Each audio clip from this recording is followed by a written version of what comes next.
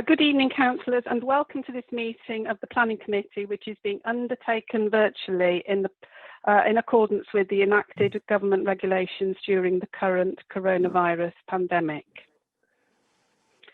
Could I call Mark Devin to do a roll call of all councillors and officers to ascertain who is in attendance, please? Thank you, Chair.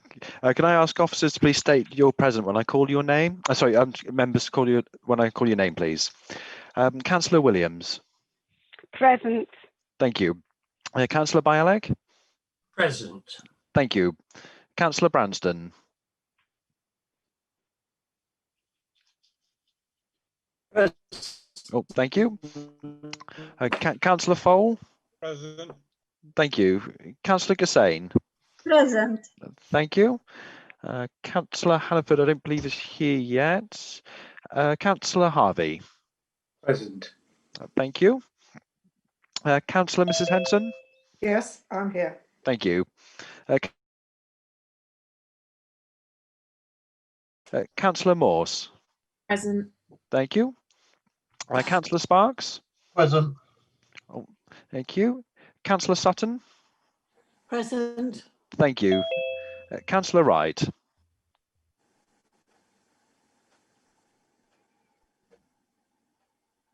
Present. My apologies. I'm just sending the meeting details to Councillor Hannaford so that he can get in. Sorry, I'm present. Sorry. Thank you. I think Councillor Hannaford has just arrived.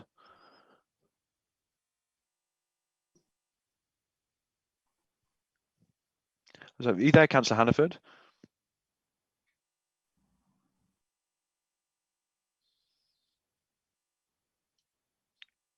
See him in the room. I think he might be frozen. I think it's frozen there. Councillor Hannaford has arrived, but I think he might be having audio issues there, Chair. Thank you. We can check his presence when he said something. I think we can come back to that. Okay. So can I just do a roll call, sorry, of officers in attendance as well? Yes, Mark, I'm in now. Oh, thank you, Councillor Hannaford. Thank you.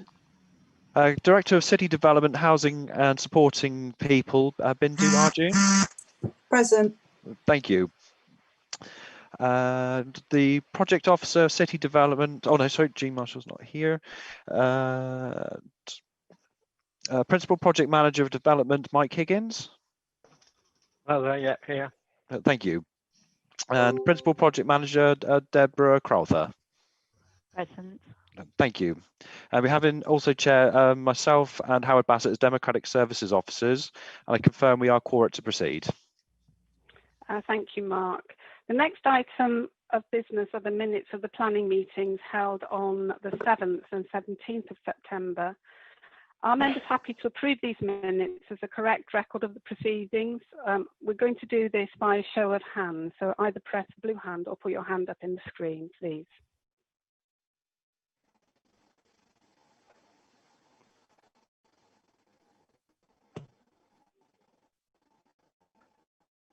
Looks like a majority approval, Chair. Thank you, Mark. The next item on the agenda is item 3, declarations of interest. If any members have any disclosable pecuniary interests that relate to business on the agenda and have not already been included in the register of interests, to declare them before any discussion takes place on the item. Thank you. The next item of business is item 4, Local Government Access to Information Act 1985, for the exclusion of the press and public. There are no part 2 items on the agenda. So we're now going to go to item 5, the land at Broom Park Nurseries and 5 acres, Exeter Road, Exeter. So Mark Higgins is going to make the presentation. Mark. Hello there, members. Okay, just share my screen a moment.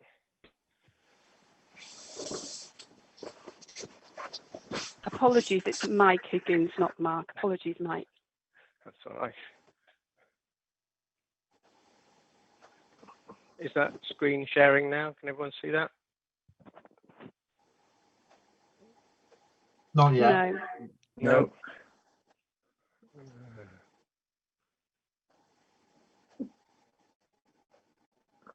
No.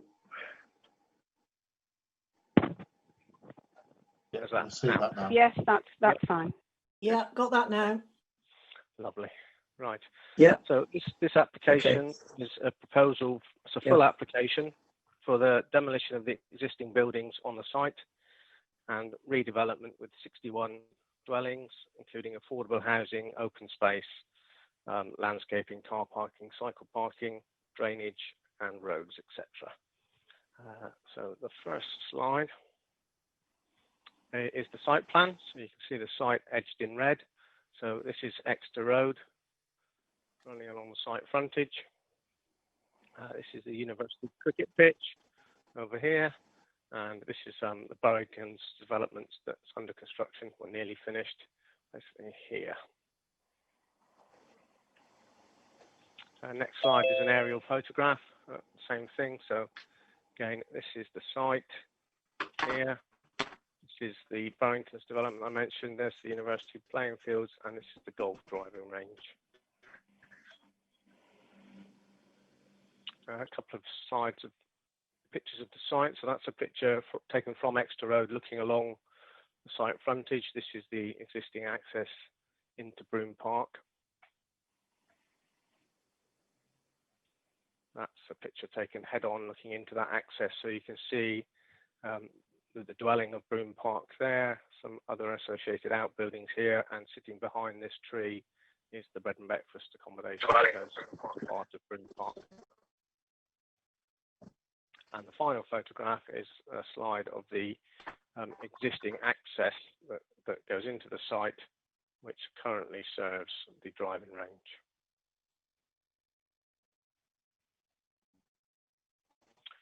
Next slide is a layout. So the entrance that you just looked at, serving the driving range in that photograph, was taken looking at this entrance, and this will be the entrance that serves the development. So we'll use the existing road, which goes to the driving range here, and off of that road will be spur roads to a couple of dwellings here, and then into the main part of the site with a loop format here. Key things to point out. Pedestrian and cycle access provided here onto Exeter Road. And then the dwellings, as I say, are arranged in a loop format with a couple of cul-de-sacs leading off that. The existing access into Broome Park, I showed you a photograph of, is here, and that will be blocked up with a new section of hedgerow. POS to serve, public open space to serve the development is in four parts. There's one part here, a smaller part up here, and then two parcels either side of the access road. Located either side of the access road, there's a space to be provided here for a potential car club parking space, and this side of the road, space to be provided for potential co-bikes. What I should have said, going back to that slide, the affordable housing, there's some here, a couple more there, and some there, and then a collection sitting in the top corner there. Next slide is a slide of the boundary treatments, which is just been put up to show that the boundaries to public-facing parts of the development, and all these pink ones are brick walls or render walls, and then timber fences, basically providing the boundary treatments actually between property gardens.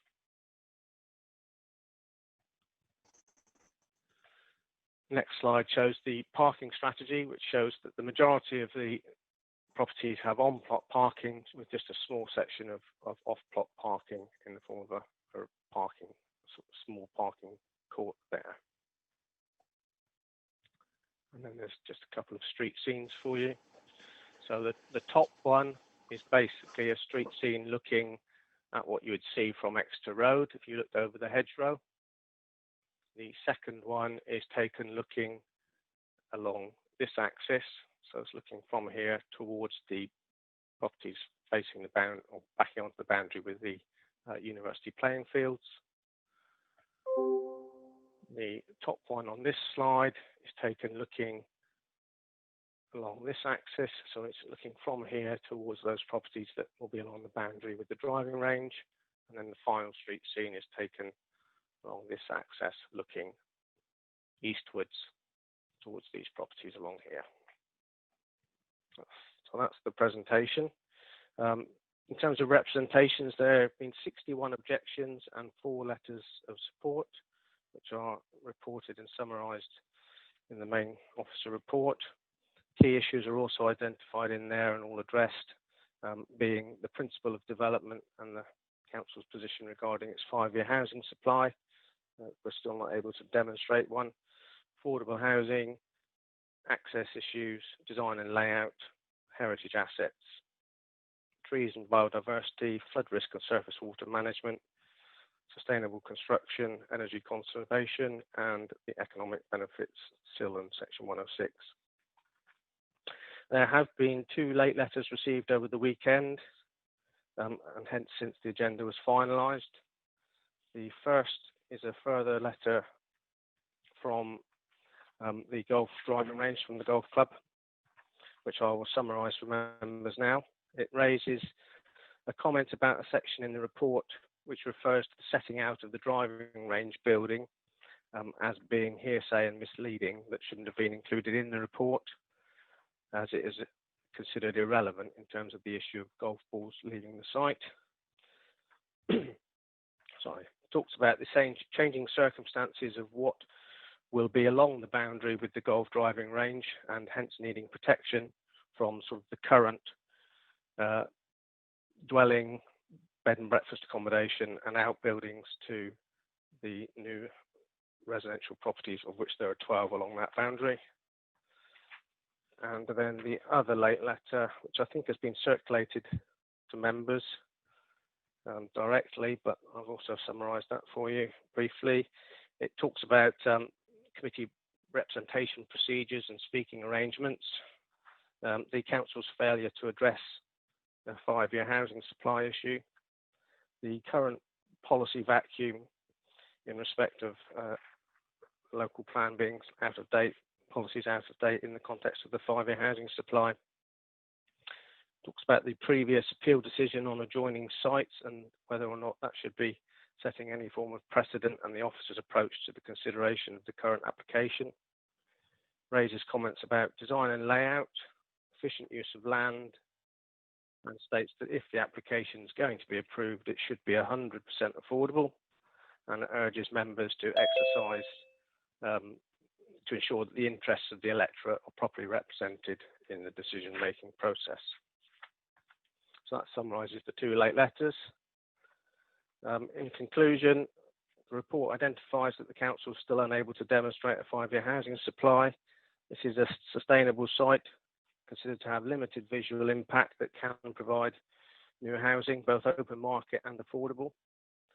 Main issues highlighted previously are covered in the report, and the proposal is concluded acceptable in these respects, with appropriate mitigation of scheme impacts, including increased demand for facilities such as education provision addressed through section 106 contributions. Consequently, the officer recommendation is one of approval subject to completion of that section 106 agreement covering the matters set out and the conditions listed, with the dual recommendation of a refusal in the event that the section 106 isn't completed in a timely manner. And that's the presentation.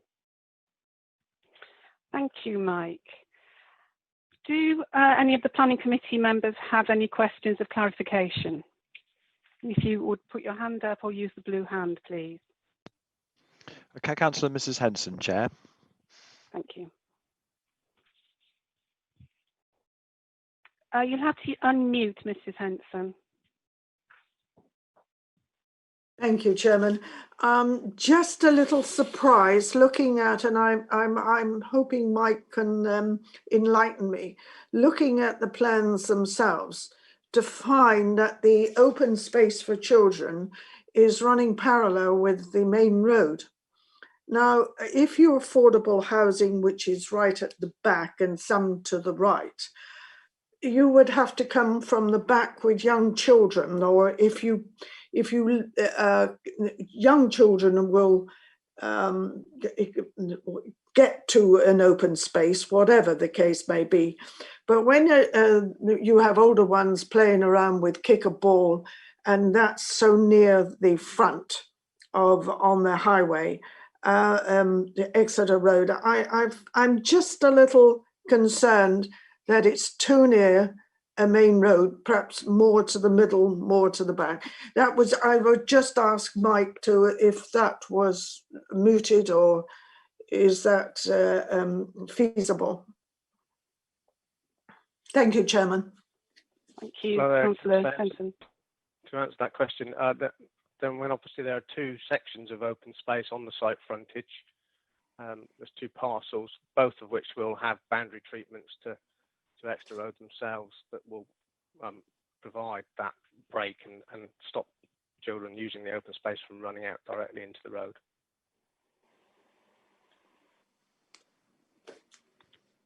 Thank you. Councillor Sparks. Yeah, thank you. I wonder if I could just clarify, what is the actual number of affordable homes, and how does that compare to the normal percentage that we would expect in Exeter for this sort of development? Thank you. Yeah, affordable there, an open space there. Councillor Sparks, there are 20 affordable dwellings out of 61, so it's very nearly policy compliant. The reason it's slightly under is that we negotiated, if I can just share the screen again, just bear with me a moment. I'll just come in there, Mike. I made it at 21.3, so I was going to ask about that as well. So we're one down. Yeah. Okay. So looking at this, hopefully everyone can see the screen again. Is it showing? The original amount of open space was this parcel here in the middle of the site, this element here, and this darker green part here.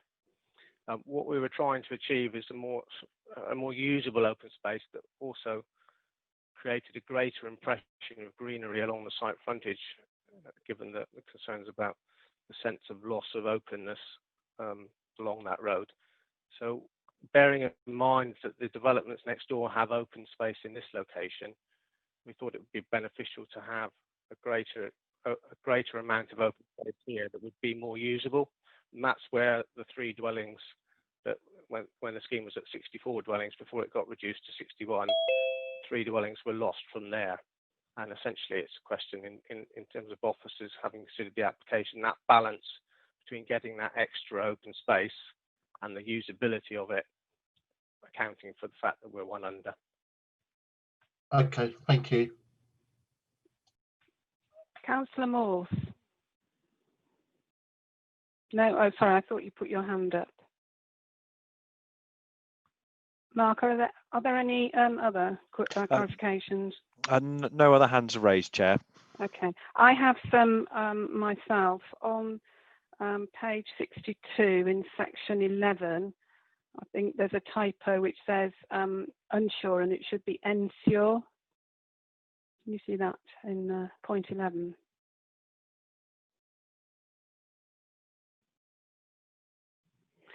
It says reason for pre-commencement condition to unsure. I think that should be unsure. And then I have correct, yes. Another query for 15, which is at the bottom of the page. It says a 3-metre footway. Is that length or width? That's the width to ensure that it's usable for pedestrians and cyclists combined. Okay, so I think we probably need to have width written in there because it is written elsewhere when it's width. And I also noticed it mentioned staggered barriers. Will it still be possible for a cyclist with a cargo, using a cargo bike to go through? Because I have had some residents come back to me to say that some of our barriers on cycle paths, they can't get through with these children carriers on the back of their bikes. Yes, that was something raised by the County Council in their comments, and you can barely see it on this drawing, but they will be staggered so that that access is still possible. Good, thank you. The other thing I wanted to ask about is there's no mention of wheelchair accessible properties, and for 61 dwellings we'd expect there to be 3, is that correct?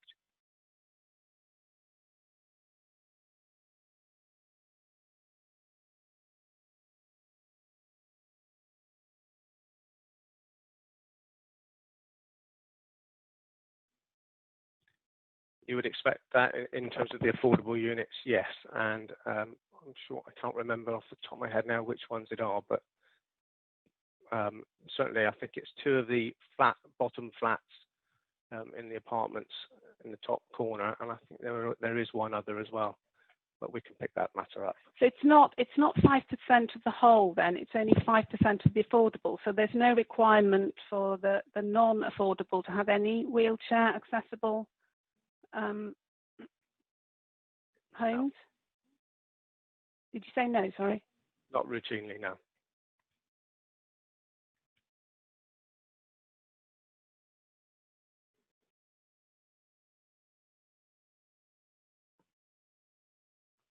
We have to know, Mike. It's 5% of the affordable and not 5% of the whole. Yes, that was a no. Thank you. I think I've just got. I just want to also ask about charging points. I'm not quite clear if this is a clarification or part of the discussion, but I'm going to ask it now anyway. In the off-plot parking, were there any electric charging points there? Do you mean to serve the individual dwelling? Sorry. Well, I'm just thinking about our next zero carbon target 2030. So the residents need to be able to charge cars, and so it's to do with where will those be positioned? Are they going to be on the properties? Are there going to be any at all, apart from, you mentioned co-cars and co-bikes? Are there going to be any electric charging points anywhere on this development? It's not something we've gone into any detail on this development. This developer does provide them, or has provided them routinely on his previous schemes.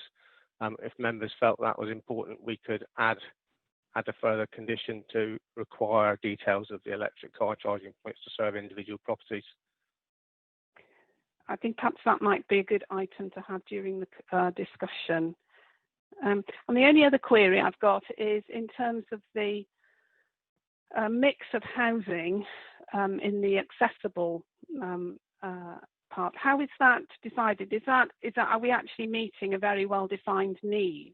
So that split is that the developer deciding, or are we providing information as to what the housing need is in this area for particular affordable dwellings? It's something we look at in the context of the overall provision, and I don't know whether you can see it from this key on the bottom, but the affordable units comprise a mix of 1, 2 and 3 bed properties. So we have a range that's covered in terms of the affordable units, and the open market units are predominantly 3 and 4 bed. Yes, I was just interested in that split of mix and how that decision was, how that recommendation is come to. It's a question of negotiation between us and the applicant, really. Do we have any evidence of what the need is? I don't think, in the absence of our sort of housing officers that we used to have, I'm not sure that we have an up-to-date breakdown of exactly what our affordable need is, but that is considered to be, in the context of this scheme, that's considered to be a reasonable mix of provision. Okay, thank you very much. Okay. Councillor Ledbetter has requested to speak under Standing Order 44 on this item, so we'll move to that now. Good evening, Meeting Chairman, Evening members, thank you for allowing me to speak. And this evening I'm speaking on behalf of the Topsham Society, who, as I think you were written to over the weekend, and may I say that they appreciate the fact you've read that letter, because some of you have replied. So I've been asked to thank you for taking the trouble to engage in the conversation. They thank you for that, and obviously they're not able to speak because there's another objector speaking already. So I'm speaking on their behalf. So I won't go through the letter that was sent at the weekend. You've all read that, and I'm sure you've taken that on board. And just to make it clear, Topsham, the Topsham Society has around 300 members in Topsham. They are, I wouldn't call it a statutory advisee, but they are certainly consulted by the City Council for planning applications in Topsham, and their remit in Topsham is to advise on planning, architecture, the preservation and improvement of features of historic interest and the quality of Topsham's environment. So they have registered an objection, and I just wanted to highlight some of the major points to you rather than read the whole thing, if that's okay, Chairman. Is that okay? Yeah. Thank you. Thank you. So I think the first thing they wanted to point out was that the site is located within the Topsham Gap. It's an area protected under Exeter City Council's policy LS1 to maintain the setting of the town and to avoid coalescence of Topsham with Exeter. They have previously strenuously objected to applications that impinge on the gap, and they just wish to point out that whilst the planning inspector has previously allowed appeals, he said that those should not set a precedent for further erosion of the gap. And they wish me to make that clear to you. And that they say that this application seeks to ignore that position and effectively eradicate the gap. And they say this is further indicated or emphasised by the inclusions in the proposals of an access road through the application site to land to the north, where no planning exists at the moment. They say this is at odds with ECC's stated policy and in clear breach of the previous inspector's intentions. They ask you to resist this. They also wish to point out that, as I say in the past, Exeter City Council has always had a policy position to maintain the gap between the town and Topsham. And in previous years, a lot of housing has been allocated into Topsham. So you can't say that Topsham hasn't taken its fair share. They also made comments about the design, which I'm not going to go through. They feel it's poorly conceived. I'm not an architect. They say it's poorly conceived. They say the site is mechanical, lacking creativity. Again, you'll have seen that in the objection. They also speak about the landscape. That Exeter Road has been characterised by a green corridor running from County Square to Topsham. It's strong landscape strip, and that they feel that this will cause further blight on Topsham. And then they say, and we wish to emphasise, that Topsham also suffers a chronic shortage of affordable housing. So they've long argued that if housing was to take place within the gap, there should be a strong emphasis on affordable housing for the benefit of all in this area.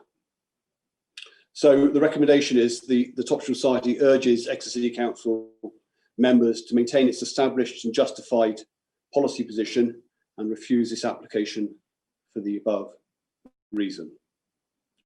And that is my presentation on behalf of the Topsham Society, who would love to have presented, but obviously were prevented from doing so because of somebody else speaking against this.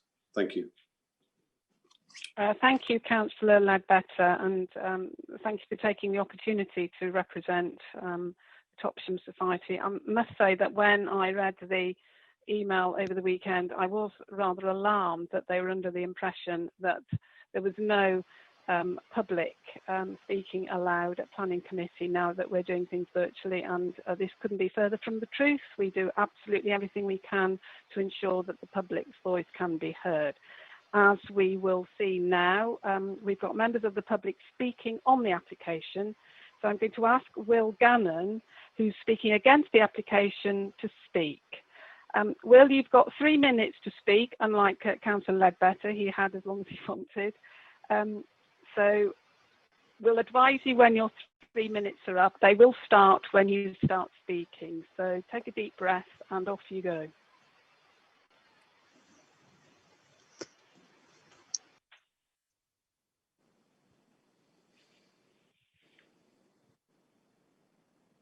You may need to unmute. Well, we can't hear you at the moment. Mr. Gannon, if you do *6, that should unmute you.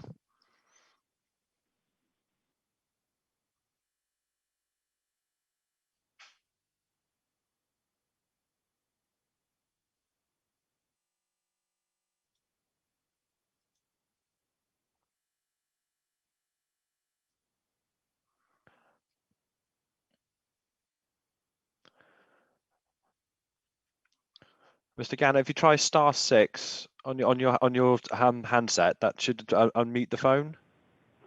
Yeah. Hello, can you hear me? Sorry about yes. that. Thank you.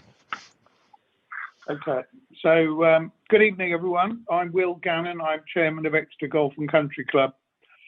Some of you will remember me addressing you several years ago when the future of the golf club was severely threatened by encroaching residential development. Fortunately, the planning committee at that time chose to support us as a valued sporting facility in the city. And in respect to the Seabrook Orchards development, which is adjacent to our 11th and 12th holes, imposed a condition on the planning consent which put the onus on the developer to mitigate the effects of the housing development on the golf course. I understand this is referred to as the agent of change principle in planning law. The objection we have submitted to the application at Broome Park Nurseries is not to object to housing in principle, but to simply ask for this same condition to be applied. And we have even offered the applicant the opportunity to erect the additional safety netting recommended by our golf architect on our land at Topsham to avoid them losing any dwellings, which we accept are needed as our city expands. We've operated the Topsham Golf Academy for 2 years now, and during that time we have kept in close contact with our neighbours, including the residents in the bungalow on Broome Park Nursery site, and we have erected safety netting in 2 phases and taken other measures to protect our boundaries. However, the application before you this evening proposes a total change to the use of the largely non-residential site containing a single bungalow to a residential development for 61 dwellings. This has a huge effect on the safety implications for both the academy and the new houses, and we feel the current design of the housing layout fails to achieve the need for neighbours to be able to coexist safely. With this in mind, perhaps you would consider deferring a final decision on this application, and whilst you can be minded to approve the housing, please encourage the applicant to further engage with us in respect of the safety mitigation measures, or attach the condition you previously imposed, either of which should enable us to live in harmony with our new neighbours. As an alternative, if you are minded to approve the application this evening, please consider adding a further clause to the Section 106 agreement, which can simply specify the need to provide safety mitigation measures, but on land owned by Exeter Golf and Country Club. In order to avoid addressing you for a second time this evening, I would like to briefly mention the application following this one, which seeks to transform agricultural land immediately adjacent to our golf academy into a further 24 dwellings. There is no mention in your officer's report of our objection having even been considered, let alone the age of change principle, and we ask for the same approach to be taken with this application as well. Thank you very much for your attention. I'm happy to answer any questions you might have. Thank you very much, Mr. Gannon, and thank you for flagging to members that your comments also relate to the next application. I have Councillor Rob Hannaford's hand up. I hope it's for this part of the meeting, Rob, and I didn't miss you earlier.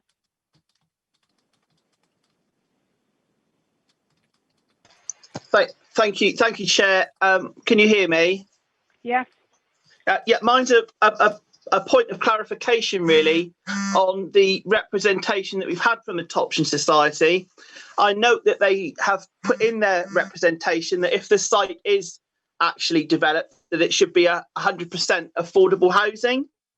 And I'm sure most of the other committee would join me in saying that I would love this site to be developed for 100% affordable housing, particularly as we know we've got a huge shortage of affordable and social housing in the city, with thousands on our waiting list and thousands more people living in substandard and run-down accommodation. But could you, Chair, please clarify for their benefit and the wider public the policies and guidelines that we unfortunately have to live within? Thank you, Councillor Hannaford. Yes, we usually seek 35% social housing. Right, I've got Councillor Sparks. Do you have a question for Mr. Gannon? Just a point of clarification, really. Obviously, Mr. Gannon there was speaking to oppose the development, but I'm pretty certain he said he wasn't opposing the building. So is that really opposing the development if you're not actually opposing the development? If I could just clarify that, Mr. Gannon. Well, we are opposing the design of the development as it stands at the moment, because we feel that the development doesn't take into account health and safety issues in relation to the new houses or the golf club. And whilst we're saying that we don't object to housing in principle, what we do object to is housing being built without the appropriate safety measures in place. Thank you very much. Are there any other questions? I can see Councillor Bialik. And Councillor Wright as well, Chair. Thank you.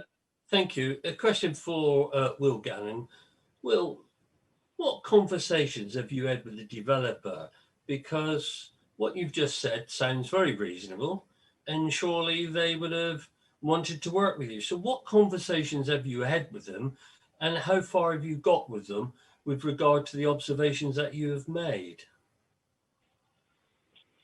Thank you, Phil. It's rather embarrassing, really, because we had conversations with Heritage.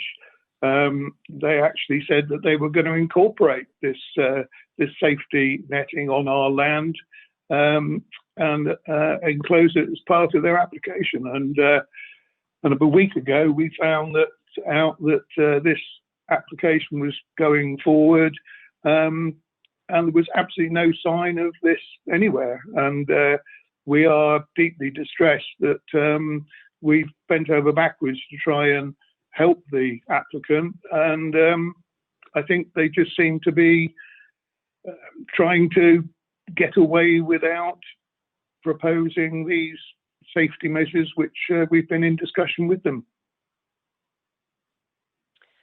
Thank you, Mr. Gannon. I think before we go to Laura Wright's question, I'm going to ask Mike Higgins to come in here to see if he is able to shed any further light on this.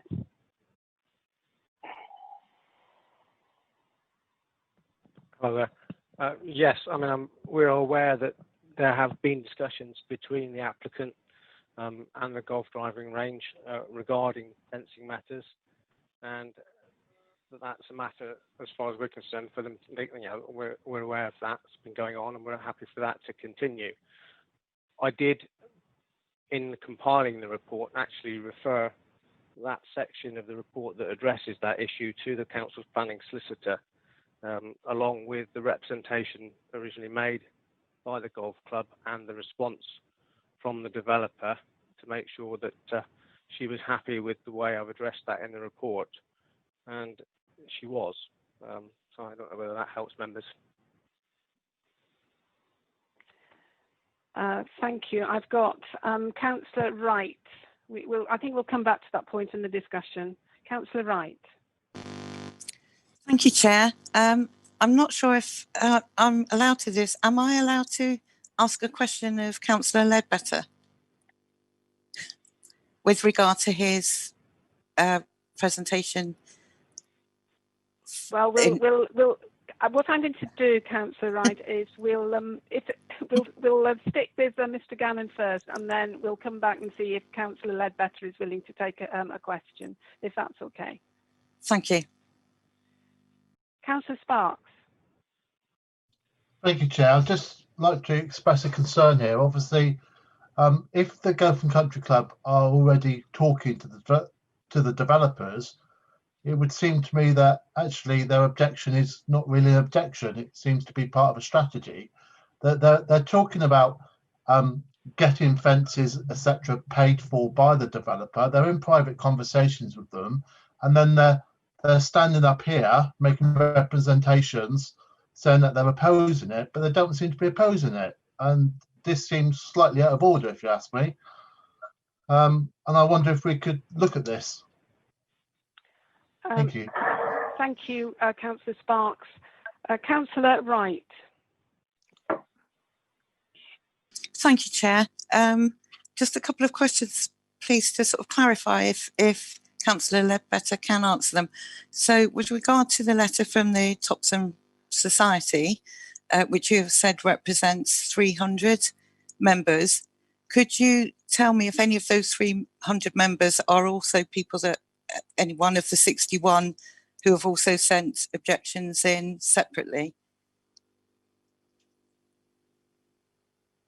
I mean, the answer is I don't know, but I suspect that it might be, yes. Okay, thank you. But I don't know.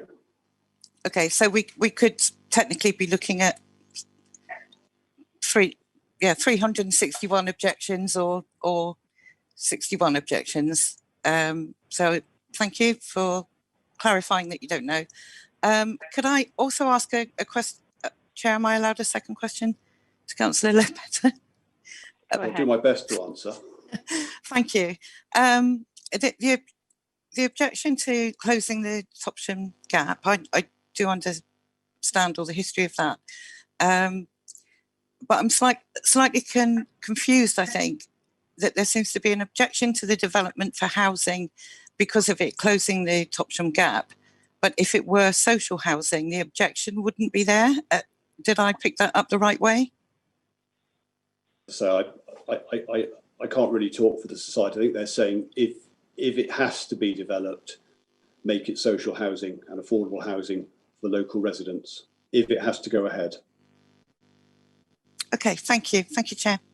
Thank you, Councillor. Councillor Mrs Henson, Chair. Thank you, Ken. Am I off? Yes, I am. I would have some concerns because I was chair of planning when we had all this problems before, and I'm getting the feeling, and he's thrown up some anonymies that it is not in the report, and that does concern me. And this happened before, and if we're not getting all the information that we as committee members is not before us, then we're going to have difficulty. And it's quite right what he was talking about, that the developers and the officers. Now, are the officers being told about this and not informing us as members of planning enough? And I'm getting the feeling, because I'm one of those that oppose the Topsham gap from the start, because that's part of to keep the two areas apart and some greenery where is needed. But I am concerned that we're going over the same problem that's already risen through the golf club way back. And I think this has to be a little bit more investigated. And I'm getting waves that it could go all wrong again, and we could take months and months and months. Councillor Henson, I think this is more discussion than questions. So I think that's best left to the next stage. I think what I would like to suggest then, that we ask for the health and safety element is really, really important. And Mike, are we able to put this in as an additional condition? Mike Higgins. Hello. Yeah, I mean, members could impose an additional condition. Obviously, what we have to be mindful of is whether any condition that we impose would meet the relevant tests for that we have to apply conditions, i.e. are they necessary to make the development acceptable, are they reasonable, are they enforceable, etc. Hence why, like I said earlier, I did refer that part of the report to the council's planning solicitor. So I think it boils down to a question of whether, I don't think there's necessarily any dispute about the merits of having some fencing, but is it reasonable in this case to insist that the developer finances, pays for, erects that fencing, or is it the responsibility of the golf driving range to do so? And the slight difference here, perhaps to the situation that we had on the old Royal Navy Stores depot and also Seabrook, is that in those cases the use of the land was changing fundamentally. In the first case, from the Royal Navy depot to residential next to a golf club, which is a marked change of use, and again at Seabrook from agricultural land to residential, which again is a marked change of use. The situation is slightly different here in that this land is already occupied by a residential dwelling and some bed and breakfast accommodation and some associated outbuildings that go with that. So the change of use here on this land, yes, there'll be more houses there, but it is already in a residential use. So I think that's what we would have to wrestle with in terms of, is a condition reasonable? And if members wanted to impose one, I think it would have to be with a proviso that we spoke again to the planning solicitor regarding the feasibility of that. I think that sounds reasonable, Mike. So are we suggesting that a way forward with this particular suggestion of the additional condition is that we do that with chair's action? That would be one way of doing it, yes. I'm going to suggest that then, so that we can move forward and we've captured that. Chairman, I think you've got to ask the committee if that is accepted, I believe. I couldn't have let the chair just think this is a committee's decision. Thank you, Councillor Henson. I will put that to the committee then, that I'm proposing that the health and safety aspect of whether we have an additional condition addressing this particular concern is left as chair's action.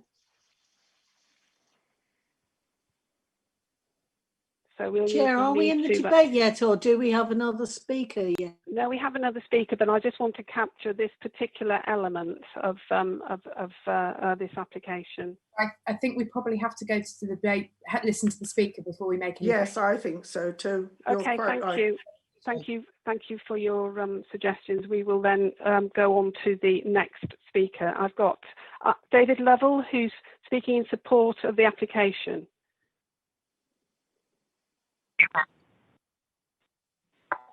Hello. Hello, David. I can hear you. Thank you. You've got 3 minutes. Hello. Thank you. Good evening, councillors. As you know, Heritage Homes are a local house building company, and we have a track record of delivering high quality and energy efficient sustainable homes. We provide employment within Exeter for in excess of 200 tradesmen and women. And if members decide to approve this application today, it will assist us greatly in the continued long-term employment of everybody working for Heritage and in the local supply chain in what we all know are very difficult times. I am well aware of the sensitivities of this site to a limited number of people in Topsham, and I'm also aware of that members are well versed with the NPPF and the lack of 5-year land supply. So I'm not going to talk about planning policy, given your planning officer has already set out very clearly the current planning situation and the reasons why this application should be approved. But I would like to touch on a few pertinent points. Before I say anything else, firstly, though, I would like to express slight surprise that Will Gannon has spoken tonight regarding the nets, because we have shown on one of the site plans, which is the phasing plan, which I'm not sure if it's been shown tonight, we have shown nets along the boundary. So that's something to be considered. In addition, furthermore, we completed the development opposite, which is the Chase, which now has a screen of rapidly maturing hedge and trees, and provided sustainable zero carbon homes, which won the UK Development of the Year award from the LABC in the face of stiff competition from over 3,000 developments nationwide. The homes proposed in this application will also be built to extremely high energy efficient standards, but with the added sustainability credentials such as stand for 10 electric co-bikes, plus an electric car, and the first part of a proposed strategic cycleway to connect Exeter Road with Newcourt Road and beyond to the Cliffs Road development area in the future. Every home in this development will have cabling for an electric car and battery storage fed from solar panels. The scheme is the result of a collaborative approach which we've undertaken, starting with an initial briefing with members in 2019, followed by careful discussions with both planning and highways officers to improve the proposals and provide extra open space at the front of the site to link up with open space in the adjoining proposed developments. We have proposed to retain, reinforce and add to the established hedgerow along the frontage to make a green screen along Exeter Road, and I hope members who know us will know that we pay a lot of attention to planting trees and landscaping on all our developments. In order that other land to the north and along Newcourt Road does not become landlocked and can be brought forward in the future to provide more homes, which will assist with the 5-year land supply, a section of land within this proposal has been reserved for a future sustainable connection to Newcourt Road, including a 3.5 metre wide cycleway. The proposals offer a substantial number of affordable social rented homes. 3 minutes are up, Chair. Thank you. Thank you, Mr. Lovell. Are you willing to take questions from our members? Yes, certainly. I'll open it up now. I've got Councillor Mitchell. Thank you, Chair. Mr. Lovell, as you're aware, this is a publicly broadcast event. I think it would be helpful if you, I'm unaware of this, but have you got an interest in this site and what might be your interest in this site? It appears very much that you're speaking with a great deal of knowledge of the type of development that's taking place. I just think for the record, you ought to declare what your position is in regard to this development. I'm the property developer and the applicant. Thank you. Councillor Wright.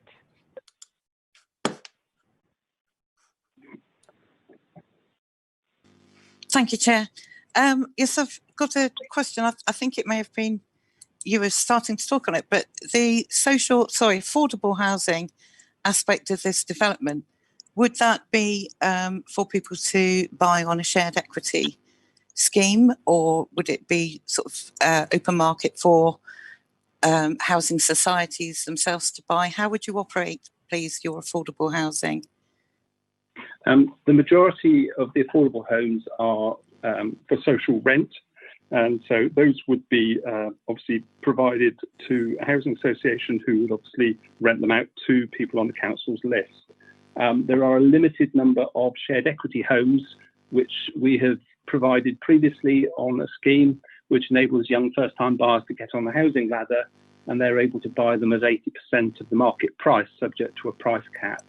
And that has proved extremely successful for young couples who can't quite manage to buy a home otherwise without a bit of help. Thank you. That answers my question. Thank you, Chair. Are there any other questions of clarification? Councillor Henson. Thank you, Chairman. I would just like to ask the gentleman, you did mention that you had been in contact with the golf club and discussed this. Were our officers aware of this? And if so, I'm a little concerned that really this would have come up as through our planning anyway, but I'm a little surprised that in fact our officers haven't included it in our report. And I'm just you did say you had discussed with the golf club with this, with the netting and etc. etc. Yes, I think Michael Higgins has given a fairly succinct answer as to who is responsible to prevent the escape of something from land onto other land. That is a matter of common law in tort. the escape of anything from land to somebody else's land is the responsibility of the person on whose land that is escaping from. But we have shown on the actual phasing plan, which has been submitted, which you will all have seen in your pack of plans, I'm sure, we have shown a line of nets along the boundary with phase 4, the last phase to be built on this site, which is the part that's adjacent to the driving range. We have shown on that plan a line of nets on the golf club's land, which can be erected, as necessary. But what I question is who is responsible for the escape of golf balls, because unfortunately, the golf balls are already escaping into the existing owner's land, and that's an existing problem, not a problem we're going to create. Thank you. Thank you very much. Are there any other questions for Mr. Lovell? No, I can't. Chair, if I could, please. Is that Councillor Sparks? Thank you. Hi, Mr. Lovell. Hi. I wonder if I can just clarify. Obviously, I can see that fence on the plan. Have you actually agreed anything with the Golf and Country Club, or have you offered to pay for that already? We have agreed with the golf club, obviously, that line of nets should be erected when we get to phase 4. It's not necessary for the first 3 phases of this site, because obviously they're miles away. The problem is an existing problem, though, not a problem that we are to create. So the question of who pays for the nets is a matter for discussion, but we are quite happy to arrange for their erection, and it will be an ongoing discussion between us and the golf club. If they're necessary, when we get to that, then it may well be we will agree to pay for it. But I think it's something that is shown on the plan because we felt that was reasonable, and we did agree that we would do so with the golf club. Thank you. Thank you, Mr. Lovell. Are there any further questions? I can't see anyone with their hand up, so I think we now move on to discussion of the item. Do we have anybody who wants to comment? Mike, could you close the share screen so I could see the screen? Oh, yes, we'll do. While it's there, that dotted line that the arrow is following is what David was talking about in terms of the netting shown on the plan. Thank you.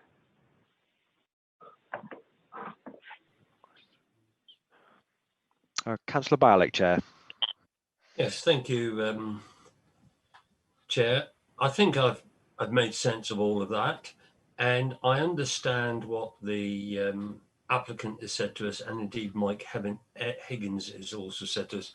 However, I want to be sure, and I would rather that we move a further condition, and that condition can be to the satisfaction of the chair and can also then report back to the rest of us if the chair felt necessary to do so, to have a condition. This was a major issue on the last occasion. I think it will become an issue, so let's not wait for it to become one. Let's make sure that the appropriate netting and fencing is put up there, and I feel sure that those discussions can take place between the applicant, the planning office, and also then the chair of the planning committee can, to their satisfaction, that's been dealt with, and if not, can bring it back to us. Thank you, Chair. I would like to move something along those lines. Thank you. Do we have a seconder? Yes, I would. Councillor Sparks. That's Councillor Sparks. So, Mark, we need to take a vote on that. Thank you, Chair. Chair, can I just clarify exactly what it is we're voting on? Not very clear, sorry. Well done. Well, Chair, what I would like to propose is that in approving it, we would add a condition or seek a further condition to make sure that the appropriate netting to meet whatever standards that we need to meet to protect, one, the houses, and two, to ensure that golf balls ain't flying around all over the place, and for that to be dealt with. And if those discussions are taking place between the applicant and the planning office, and then obviously put back to the chair, I would be happy to support the proposal. Thank you. And just to say, while I've got my shout a minute, I totally understood what Councillor Ledbetter said with regard to the Topsham gap. I know Topsham Harbour is no longer open, but I think that boat has sailed. Thank you. Thank you, Councillor Bialik. Councillor Henson, is this seeking clarification? I know, it's just, no, it's a clarification. Surely we should wait until the debate is over before we take the recommendation. Thank you, Councillor Henson. Councillor Hannaford, Chair. Thank you. I will go to Councillor Hannaford and then we will come back after the debate. Thank you.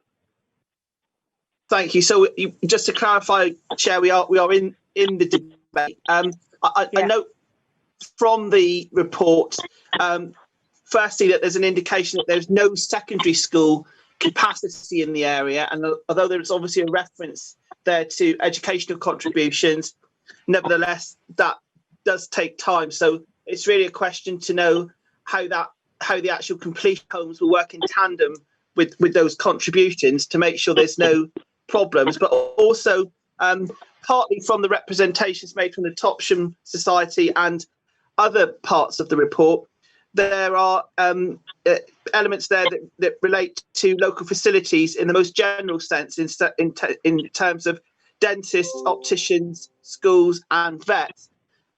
Chair, really to get a guidance from you and the officers on the other sort of facilities that are needed with such a large amount of homes going into the area, particularly around NHS dentists and opticians, please. Thank you, Councillor Hannaford. Mike, are you able to comment on this, please? Yes. I mean, you'll see from the report that there is actually an obligation relating to a contribution towards further GP provision that came about as a consultation response from the NHS Trust Commissioning Group. So that is covered, obviously.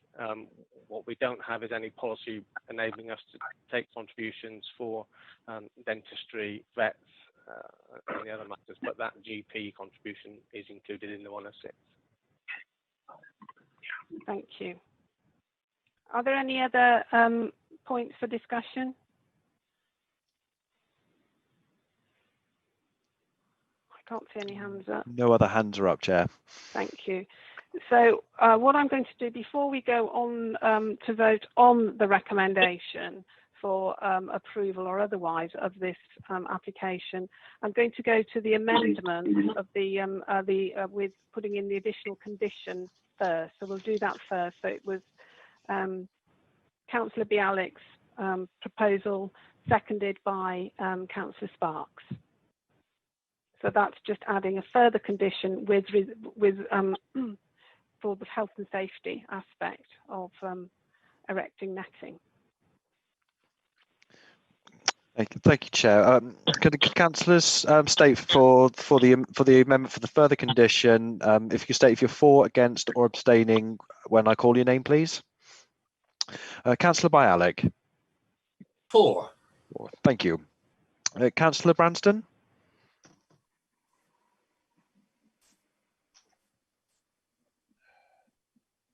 Councillor Branston.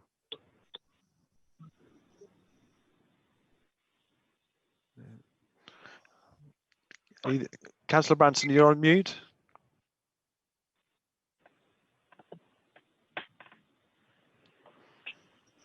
Yeah, I'll come back to you. That one.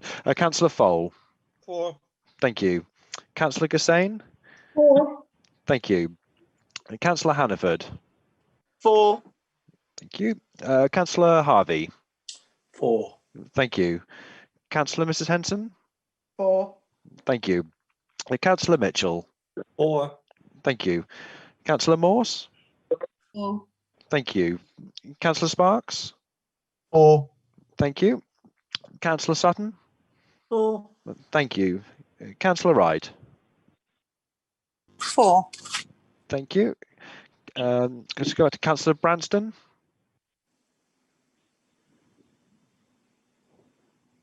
No,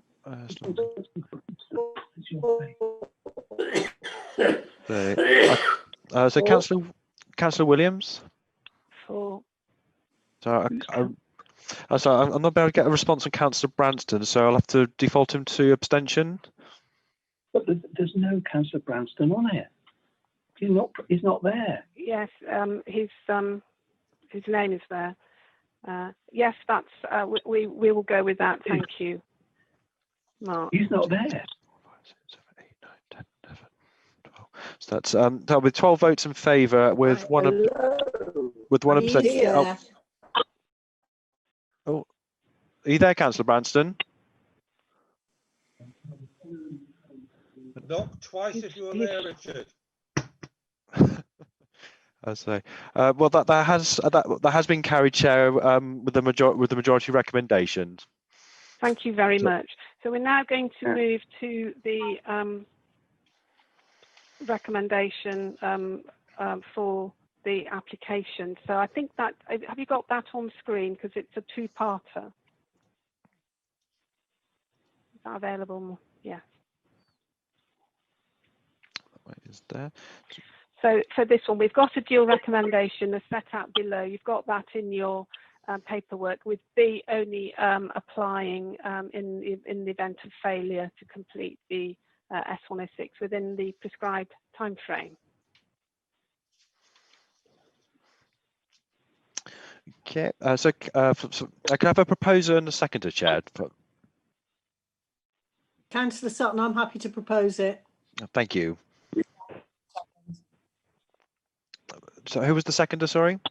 Oh, thank you, Councillor Morse. So again, please state if you're for, against, or abstention, please. Councillor Bialik? For. Thank you. Councillor Branston? Not there. Still no there. Councillor Foll? For. Thank you. Councillor Gassane? For. Thank you. Councillor Hannaford? For.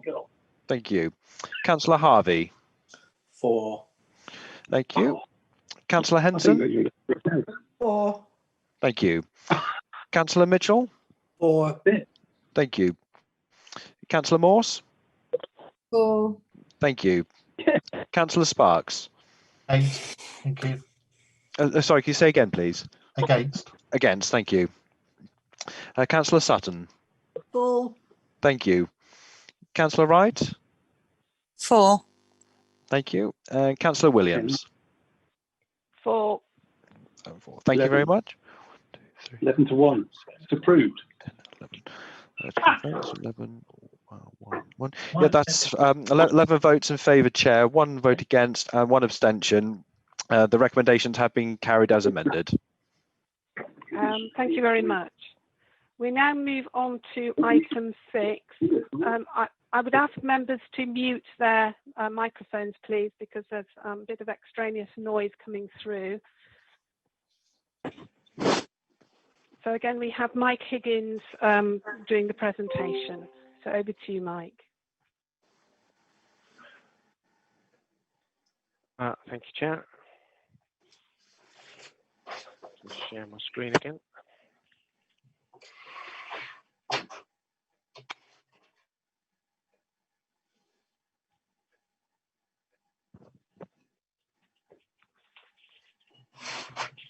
Is that everyone see the screen?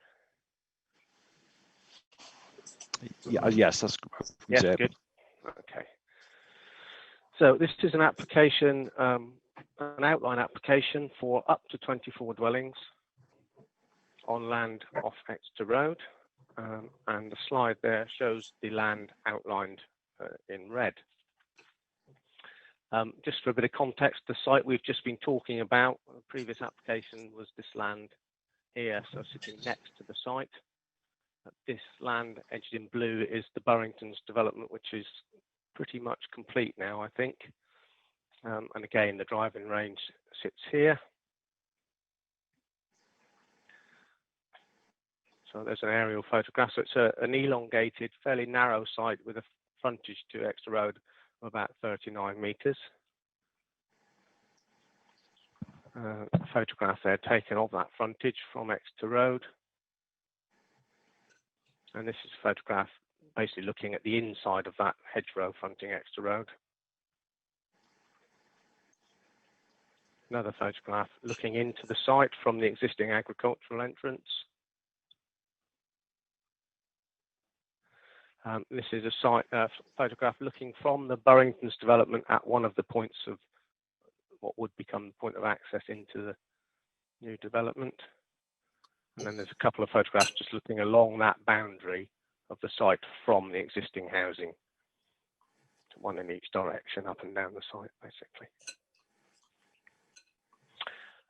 This is just a survey drawing showing that the site is fairly level with a slight fall from Exeter Road upwards to the northern part of the site. These two little kinks in the red line here show the proposed points of access. And this is a feasibility drawing that's been submitted. So you're not approving these details at the moment. It's purely to demonstrate how 24 dwellings could be provided. The only thing that you're being asked to approve in detail as part of this application are the two points of access and the means of those access. So, but the feasibility plan for ease shows an open space at the front and then 24 dwellings which are distributed one side of the internal access road, which is the most logical way of developing a sort of narrow site like that. And then the final slide is the detail of the access points that you're approving or being asked to approve. So it shows the existing 3 metre wide combined foot cycle path that runs from this point here up to New Court Road. So it shows that just gets slightly diverted to allow a junction to be provided that gives adequate visibility and continues the priority to pedestrians and cyclists using that combined cycle path.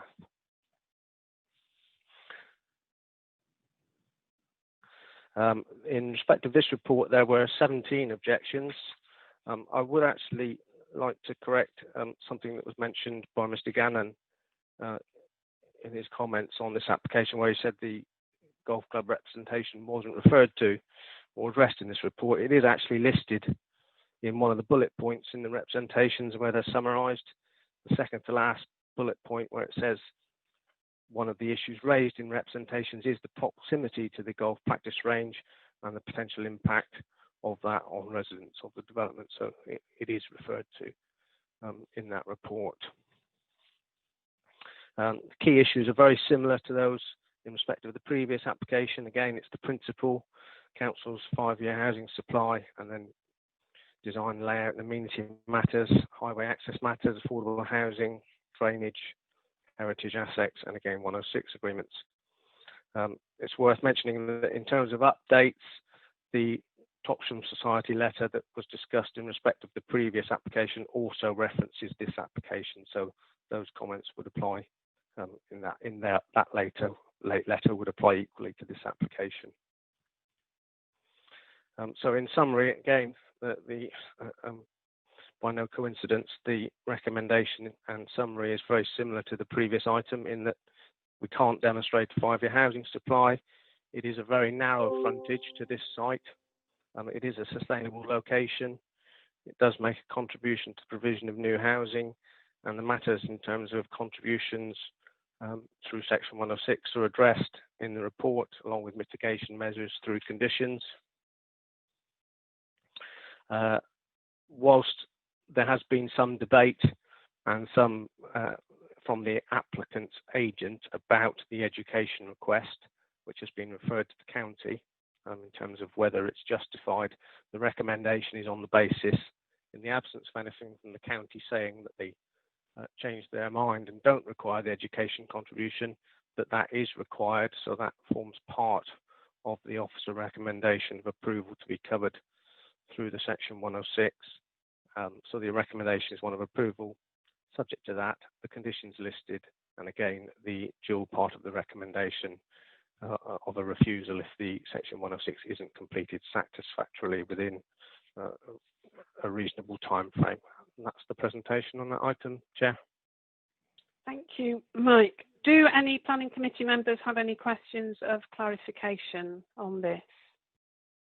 I can't see any screens at the moment, so I'm going to have to go on the blue hand until we get our screen back. Councillor Hannaford, Chair. Thank you. Councillor Hannaford.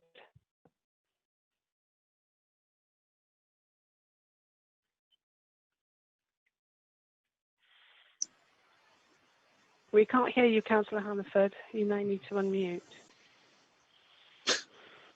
Oh, thank you, Chair.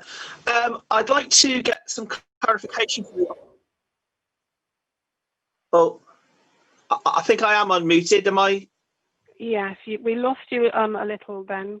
Could you say Sorry. it again? We missed part of the Yes, what you said. thank you, Chair. Thank you.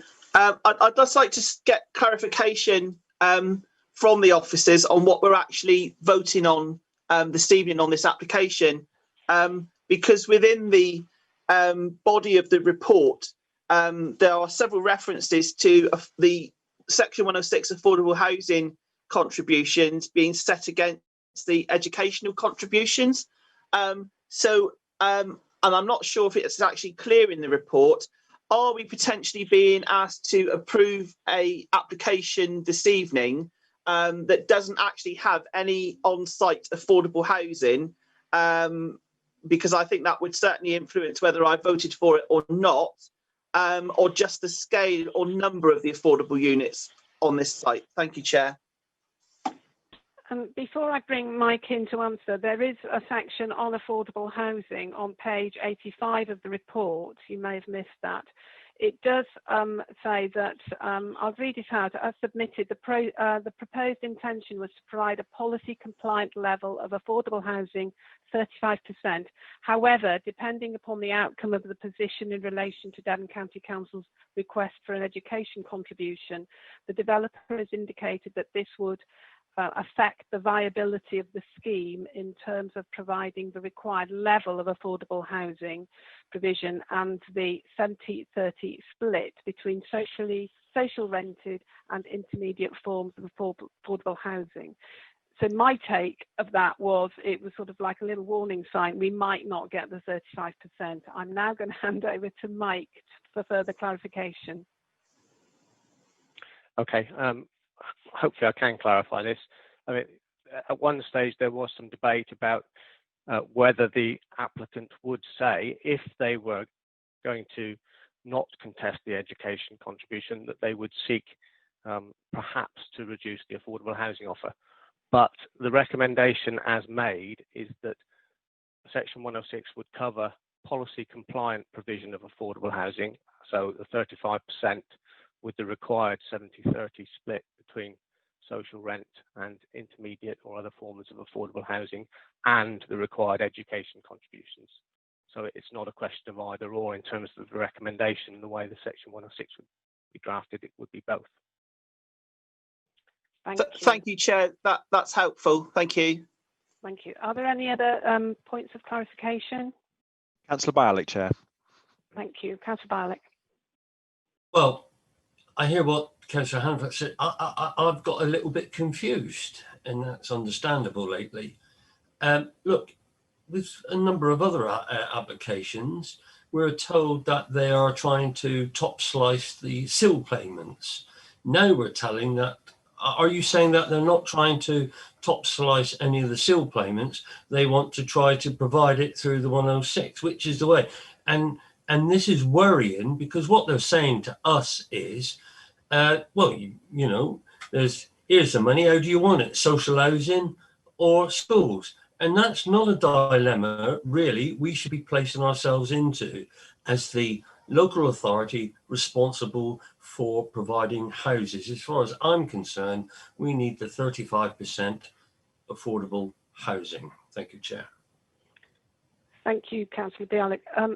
Mike, do you want to come back and respond to Councillor Bialik's observation? Yes, like I said, the way the recommendation is drafted is that the approval would be subject to completion of a Section 106 agreement that secures the 35% affordable housing and that secures the relevant education contributions requested by the county. Now, the reason for the second element of the recommendation, i.e. the one that says if the Section 106 isn't completed satisfactorily or within timely fashion, that's when the refusal would kick in, and the refusal would be worded to say that it's refused because of the absence of a Section 106 agreement that secures both those matters amongst the other things that we've referred to in Section 106 as well. Hopefully that clarifies for you. Councillor Bialik, is that sufficient clarification for you? Yes, I think for now. I mean, but we've got to. Yes. Thank you. Thank you. If there aren't any other comments or clarifications, I've got a couple actually that I'm going to ask. The first is wheelchair accessible properties. We'd be expecting at least one designated here, and I would just like confirmation that's going to happen. And also, again, just there's nothing on how the development's going to meet our net zero carbon 2030 target. Can you comment on that, Mike? Yeah, the Section 106 agreement, the standard terms that we put in for the affordable housing would secure that unit in terms of wheelchair accessible. And there is a condition proposed covering the improvement over the building regs in terms of the sustainability. I can't remember which number it is off the top of my head. I think it's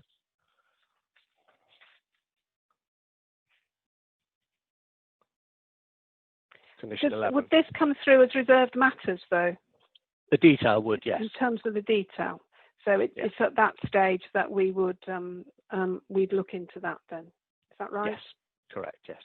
Thank you. If there are no other points of clarification, I'm going to move us to the we've got a member of the public speaking on this, sorry. So I've got William Dale, who's going to speak in support of the application. So is William there? Chair, it's the next item. Oh, sorry. So we don't actually have anybody. Yes, you're right. I've jumped one.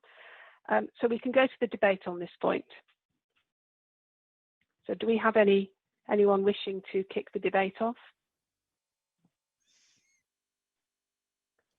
Councillor Morse.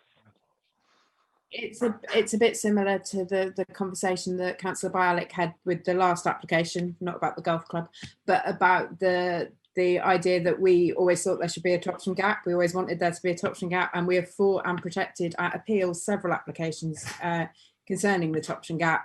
And we are now in a position where I don't think we as a local authority can continue to make the same argument and lose. So it's a good application. It's going to give us affordable housing. It is going to look at the donation for schooling in the area and DPs by the sound of it as well. So I can't see on paper anything that is so alarming that I can't vote for it, given previous cases, and there have been many while I've been on the planning committee where we have refused in the Topsham gap only to lose at appeal.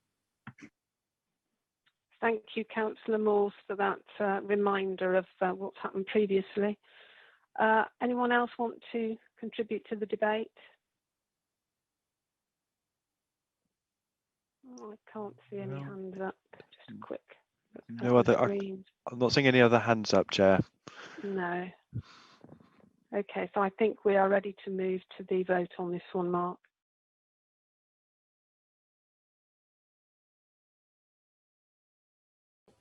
So you've got the recommendation similar to the previous one where it's in two parts.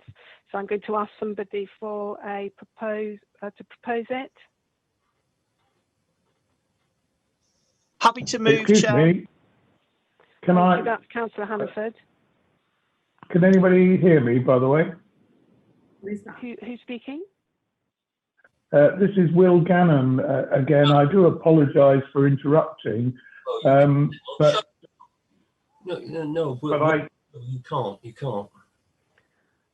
Okay, I was told that my speech would be mentioned. Yes, it has been. It has been mentioned. We did say that. We did mention that, Mr. Gannon. So thank you for that. But it did cover both applications. Okay, was mentioned. Thank you.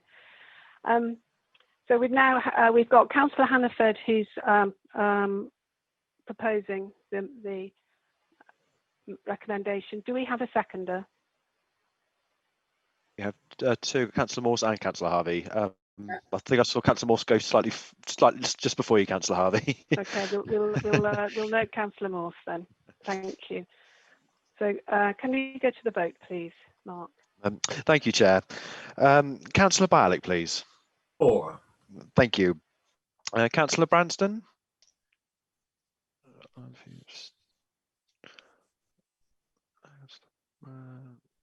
I'll come back to Councillor Branston. Councillor Fole. 4. Thank you. And Councillor Gassane. 4. Thank you. Councillor Hannaford. 4. Thank you. And Councillor Harvey. 4. Thank you. Councillor Henson. 4. Thank you. And Councillor Mitchell. 4. Thank you. Councillor Morse. 4. Brilliant. Thank you. Councillor Sparks. 4. Thank you. Councillor Sutton. 4. Thank you. Councillor Wright. 4. Thank you. Councillor Williams. 4. 4. Brilliant. Councillor Branston. He's there. I'll put that as an abstention. Thank you, Mark. 1, 2, 3, 4, 5, 6, 7, 8, 9, 10, 11, 12. So that I can confirm, Chair, that is 12 votes in favour with 1 abstention. The recommendations have been carried. Thank you, Mark. We now move on to item 7, which is the land to the north of Arran Gardens, Hollow Lane and Higher Furlong in Munkerton, Exeter. Thank you. Good evening, members. So we've got Debbie Crowther, who's going to do the presentation. Welcome, Debbie. Thank you. Good evening. I'll just share my screen with you now. Yes, we can see that. Thank you. Okay, that's great. So this is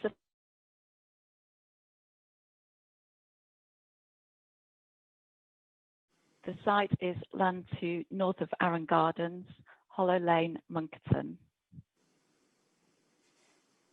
The site comprises 1.37 hectares of agricultural land, and there is an existing field access gate on the southern boundary with Hollow Lane. So that's just down here where my cursor is. This central line on this map marks a partial hedgerow that is to be removed as part of the development proposals. The closest residential properties are Arran Gardens, over here, where my cursor is, to the west, and Higher Furlong to the east. Hollow Lane on the southern boundary of the site forms part of the cycle and footpath system that serves the Munkerton area.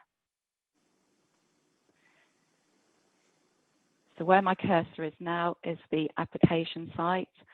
To the southwest on the southern side of Hollow Lane is Ellen Tinken School. The application site is allocated for developments within the core strategy, and the Munkerton and Hillbarton master plan study shows the land to be residential. This slide shows some recent planning permissions and current planning applications in the area. So again, the application site is here. On the eastern side of Cumberland Way, an outline application for 80 dwellings was considered by Planning Committee in June this year, and members resolved to grant approval subject to a Section 106 agreement. Further to the east of that site is the Sandrock application, where planning permission for 62 dwellings is currently under construction by Linden Homes. To the southeast of the current application site is land owned by Exeter City Council, and it's the Ridgeline Park land. And on that land there, you can see there's a current planning application for a shared cycle pedestrian path to the west of Pin Lane. And further to the southeast of the site is Exeter Business Park.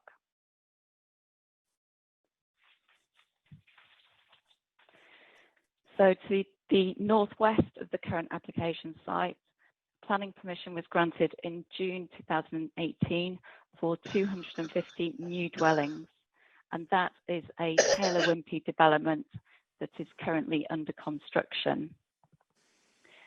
Immediately to the west of the current application site is where Monkerton Primary School is being constructed at the moment. So a brief summary of the proposed developments. Of the 44 dwellings, 15 will be affordable, and 70% of the affordable dwellings will be social rent, with the remainder being intermediate affordable housing. The scheme is policy compliant with regard to affordable housing, and one of those affordable dwellings will be wheelchair accessible.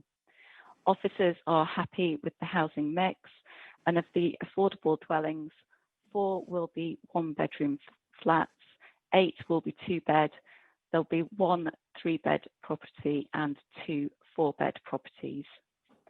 The Parks and Green Space team have requested a financial contribution to improve the access and recreational value of the Ridgeline Parkland. How the money is to be spent is detailed on page 105 of the officer report, and measures including how the money will be spent include measures such as creating east-west pedestrian access points from Hollow Lane through the hedgerow and creating DDA access and a path network. That contribution will also fund green gym items and habitat enhancements. The Section 106 also includes a financial contribution to enhance GP facilities in the locality. The full heads of terms required for the Section 106 are set out on page 131 of the officer report. So here is the proposed site plan. Vehicular access is proposed from the north, and no vehicular access is proposed from Hollow Lane. You can see to the north the previously approved Taylor Wimpey scheme known as Mayfield Gardens. To the west, you can see the outline of the approved primary school. The dwellings have been arranged so that the development is less dense towards the southern area of the site. And the dwellings that are shaded orange, so where my cursor is here, and these properties here and here, are the 15 affordable dwellings. This is an illustrative site plan. So hedges are to be retained along the site boundaries. The scheme has been revised in response to feedback from officers, including the placemaking officer. The number of dwellings has been reduced from 47 to 44, and the number of dwellings in the southern, at the southern end of the site has been reduced. And then, so the property further south is on a similar building line to Arran Gardens and Higher Furlong. Garden sizes are broadly in line with the residential design SPD, and parking is provided through a mixture of garages, on-plot parking spaces and small parking courts. A shared use path exists which will provide access to Monkerton Primary School going across the northern end of the site. And so because of that existing path, a raised table will be required at the vehicular entrance into the development. And that will be subject to a Section 278 agreement. A pedestrian cycle link is proposed to run through the site, connecting to Hollow Lane to the south. So if I get my cursor up here, that cycle pedestrian link will run all the way down, connecting into Hollow Lane. The layout will encourage cyclist and pedestrian movements, and officers consider that this is a permeable layout that is well connected with existing green infrastructure. In response to a request from Ellen Tinkham School and also Devon County Highways, the applicant is willing to provide a passing place on Hollow Lane, so where my cursor is now. This will improve highway safety on the lane. At present, Hollow Lane at this point is single carriageway. Hollow Lane is a strategic cycle route, and a passing place will give more room for cyclists to negotiate an approaching car on Hollow Lane. Members will be aware from the update sheet that a letter of representation has been received that queries the proposed size of the passing place on Hollow Lane and whether or not it is large enough to prevent conflict between motor vehicles, pedestrians and cyclists. The local highway authority is satisfied with the details that have been submitted as part of the application, and these works are on the public highway and will be subject to a Section 278 agreement. On this plan, in the southeastern corner, you can see the Ridgeline Parkland.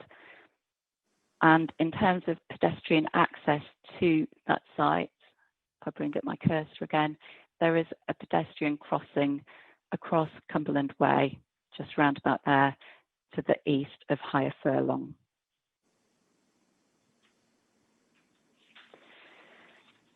Here are proposed street elevations.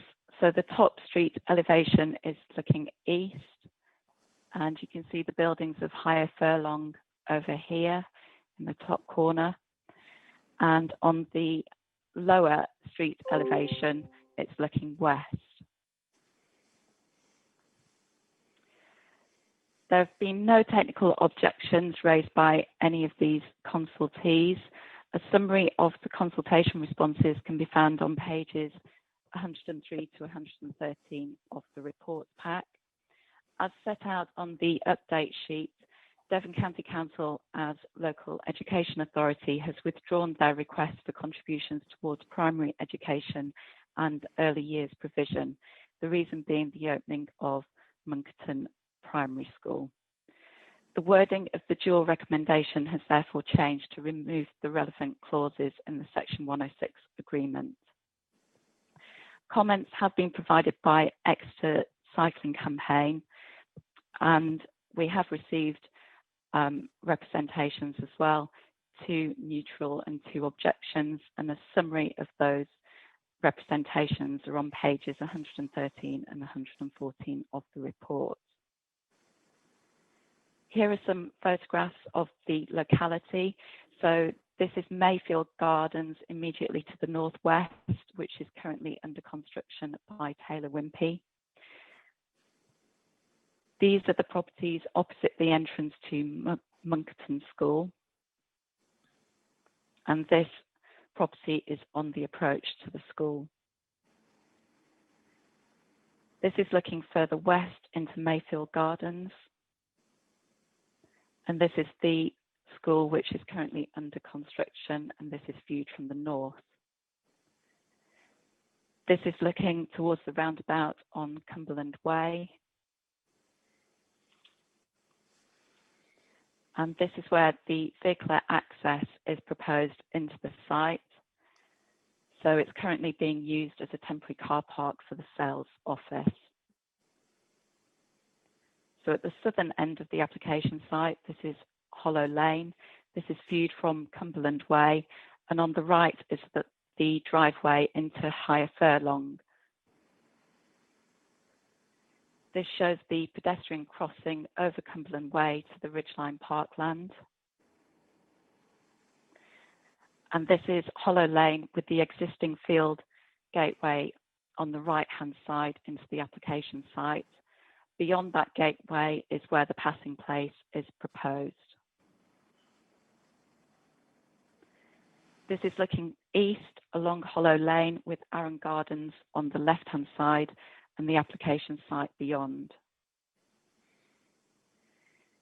This is a photograph taken from within the application site, and it's looking north towards Mayfield Gardens On the right-hand side is the partial hedge that is to be removed. And this hedge on the western side of the site is to be retained, and Monkerton School is beyond that hedge. This is looking back towards Hollow Lane, and it shows the boundary with Higher Furlong and ancillary buildings to the main house of Higher Furlong. And this is looking back away from that boundary with Higher Furlong towards the roundabout on Cumberland Way. So there is a dual recommendation for this application. The wording of Part B is detailed on the update sheet, and B will only apply in the event of failure to complete the Section 106 agreement in a timely manner. The main recommendation is for conditional approval subject to completion of the Section 106 agreement as set out on pages 130 to 140 of the report pack. And so that is the dual recommendation there. And I'm happy to take any questions from members. Thank you, Debbie. It was very helpful to have that overview, plan view of all the other developments taking place where we've got planning applications either being considered or they're already being progressed. So I will open this up now to members for questions of clarification. If you wouldn't mind closing your screen, Debbie, then we can see who's putting their hands up. Okay. You may need to bring it back up again, but we'll just have the screen. So any questions of clarification from members? So we've got Councillor Harvey, Councillor Gussain and Councillor Henson, Chair. Okay, so we'll go with Councillor Harvey first. Hey, thank you. Thank you for a very comprehensive presentation. I've got 3 questions, if that's okay. First question is, has any consideration been given to a Westwood entrance from the site into the school, I presume to be staffed by the school, to enable people to be able to access the school without having to go out into Mayfield Gardens, then turn left and left again? So that's question 1. And if no consideration has been given to that, please can it be thought about? Question 2 is, are there any measures being taken to prevent car parking in the lay-by, which has been provided for cycle safety? Because I can quite happily see people at the southern end of the site who haven't got room to park their cars, parking in there and then just nipping around the corner through the pedestrian and cycle path that we've created.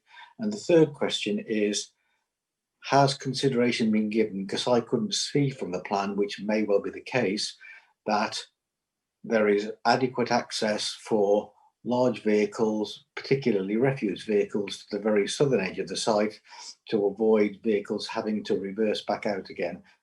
So those are my 3 questions. Thank you.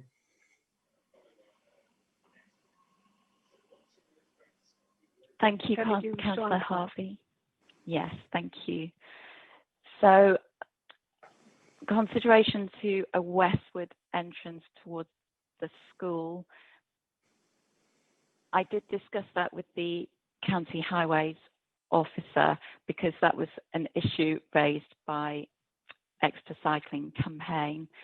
In terms of school safety, we think that there would be an issue with having multiple points of access into the school. Also, it's quite a small development for 44 dwellings, so I don't think it would meet the test, the necessary test for 44 dwellings to provide a link towards the school westwards. And already there is good permeability of the site.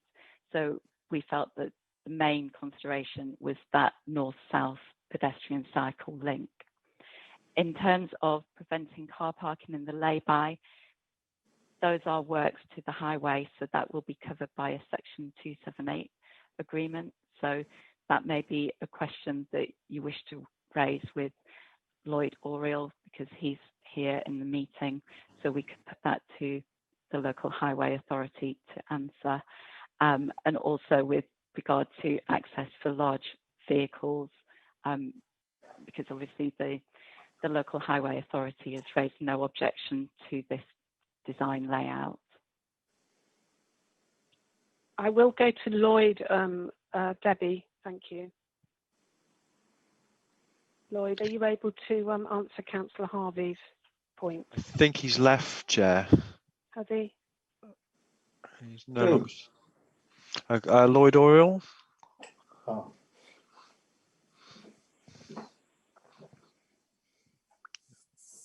Are we able to contact him to return to the meeting, Mark? We can take some other questions in the meantime. Would that be possible? Yeah, I'll see if I can get in touch with him and ask him to come back. Okay, thank you. So we'll go to Councillor Gussain. Thank you, Chair. My main inquiry or clarification is the Ellen Tinker School is a disabled, it's a special school. So for some of the kids to get there, they would probably need a wheelchair. So is there provision for access to wheelchairs apart from cycle lane and pedestrian? Thank you. Thank you. So in terms of the pedestrian cycle route that goes through the site, it is a 3-metre effective width. And that's all I can say, really. It is a 3-metre wide pathway running through the site to the south. Councillor Gussain, do you want to clarify your point? Because Yeah, I don't think I quite understood it. Sorry, thank you, Chair. My point again is even if there was 3-metre, because there will be pedestrians and normal cycling, and the speed of the bicycles there is completely different than wheelchairs, and I was thinking maybe it need to be a bit of more divided, or so if some children would need to arrive there on a wheelchair and leave on a wheelchair. So I'm just wondering, for example, you have to have them a bit lower than they have access different, etc. I didn't see it at all anywhere. Councillor Gussain, I'm not quite clear how this. You're talking about access to Ellen Tinkham School, but we're actually looking at the application, which isn't about the access to the school. Yeah, but people coming to the school and out of the school, no? Sorry. Fine. I think that would have been an issue that would have been looked at when the Ellen Tinkham School was being set up. So I don't quite see how that fits in with this current application. If there are issues that you think that in terms of using that road and it's encouraging more traffic, is that what you're saying? Probably, but thank you. Okay, thanks. Councillor Henson. Thank you, Chair. There's two things I'd like to ask. Is on the 106s and the green, are these monies that are required from the developers, are they ring fenced? And the other thing, if I may ask, if indeed our officer could throw up the building or the map again where the hedges are running from Cumberland, perhaps I can explain. There seems to be an awful lot of open greenery between Cumberland Way and the new site and the building. Do we own, do Exeter City or the county own that? And who's under control is it, please? That's what I'd like to ask. Was it the initial aerial view that you're referring to, Councillor Howard? Yes, I am indeed. Thank you, Chair. Okay, thank you. Okay. That was very near the beginning, Debbie, wasn't it? Yeah. There is a green. Is it that one? No, it's yes. There is rather a long green strip right down the right-hand side of the site on Cumberland Way. Is that owned by us or the county council, or whose ownership? It seems to be quite a wide piece of land there. Yes, it was part of the landscaping for Cumberland Way. I can't say who owns it, but certainly it's outside the application site, so it's this piece of land here. So Should we not be looking to protect that? Well, this development doesn't impinge on that land, so the red line of the application site doesn't include any works on that land. And obviously there are there's a tree protection plan and so hedgerow protection as well. So the boundaries of the site will be protected by protective fencing before any construction works take place. But Chairman, that is one of the things that I would like to see, that it is looked at, and with more information. We should have had that before we came here. The 106 is the next one that I brought up. Is these monies ring fenced, or does it go into another pot? Can it be used for anything? Thank you, Chairman. So the Section 106 monies are very specific to the causes that are listed. So the money won't just go into a pot. It will be specified in the Section 106 very clearly in clauses where the money will be spent. So the money that's allocated to the GP surgeries will be spent on those surgeries to improve facilities.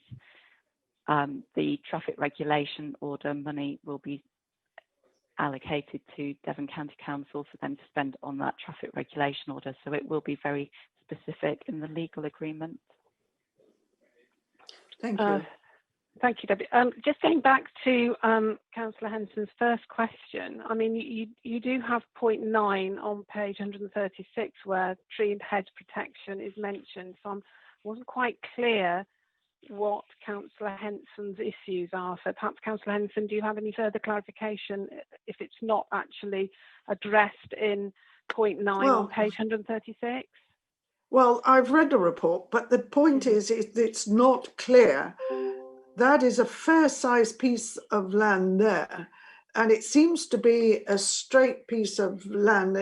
And I wasn't sure if it was in our either county or the city's ownership. It seems to me that we should be protecting that hedge along there. Okay, thank you. With respect, Chair, and to Councillor Henson, she's talking about a parcel of land that's outside of the application site and isn't relevant to this discussion. Thank you, Councillor Sutton, for pointing that out to us. Yes, it's just that I think that I wanted to point out to Councillor Henson that the tree and hedge protection aspect of that on that boundary is there in the report. Thank you. Do we have any further points for discussion? Councillor Harvey. Councillor Harvey. No, that's that's not a question. That's for discussion. Are we in discussion? No. Have we run out of questions? Are we in discussion now? Yeah. If we've finished points of clarification, yes, we can go into discussion. Okay. Chair, we have a public speaker. Yeah. Oh, thank you, Mark. Yes, we do have a public speaker. So it's William Dale, isn't it? Good evening, councillors and members. Thank you for the opportunity to speak in support of this planning application. My name is William Dale. I'm the applicant's agent, and I'll be speaking on behalf of Taylor Wimpey. The application before you today is a full planning application for 44 homes, 35% of which are affordable, associated access, infrastructure and landscaping. The application has been recommended for approval by officers, and I am pleased to report that there are no objections to the proposal from officers at Exeter City Council, nor any statutory consultees. Since the application was submitted in November 2018, Taylor Wimpey and the consultant team have committed to working in partnership with the council to deliver a high-quality residential scheme. The site is located within the Monkerton Hill Barton Strategic Master Plan and Housing Area, whilst also being allocated for residential development by the adopted 2012 core strategy. As such, the principle for this type of development is firmly established. Taylor Wimpey wished to deliver high-quality residential development as seen at Mayfield Gardens to the north and as proposed within the subject application. As a result of this, the scheme has been designed to provide continuity with the wider consented schemes whilst creating a landscape-led development which responds to the site's location along the Monkerton Ridge.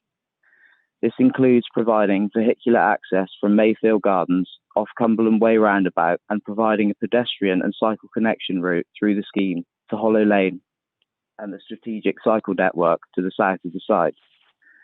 As a request from the council and Ellen Tinkham School, a vehicular passing place has been provided along Hollow Lane, which provides a more suitable road layout and parking place. We do not anticipate that the scheme will make a material difference to the traffic use along Hollow Lane, but have provided the passing place as a betterment for the area and to assist in relieving any existing conflict between motorised and non-motorised traffic. The site is wholly deliverable, achievable and suitable for the development of 44 homes as proposed. If members are minded to granting planning permission, Taylor Wimpey are able to start construction in 2021 with the aim to deliver the full proposals later in the year 2022. This would immediately contribute towards the housing requirement in Exeter and deliver the development as planned in the council's strategy. The completed National House Builder Council surveys of homeowners on the adjacent site between October 2019 and September 2020 stated 100% of residents would recommend their house and Taylor Wimpey to a friend, making the scheme at Mayfield Gardens a 5-star residential scheme. As such, Taylor Wimpey wished to continue delivering high-quality development and well-considered homes in Exeter. We respectfully ask that members approve this planning application as recommended by the council's professional officers. Thank you.